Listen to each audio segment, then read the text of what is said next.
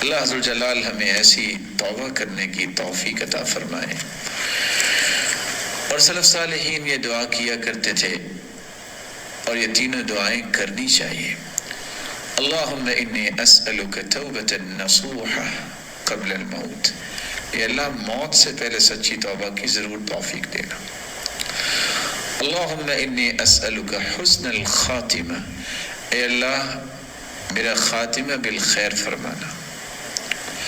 یا مقلب القلوب ثبت قلبی علی دینک، اے دلوں کے پھیرنے والے تو ہی دلوں کا مالک ہے، میرے دل کو دین پہ ہی ثابت رکھنا، میرے دل کو دین کی طرف ہی لگانا، اس میں کسی اور چیز کو جگہ نہ دینا۔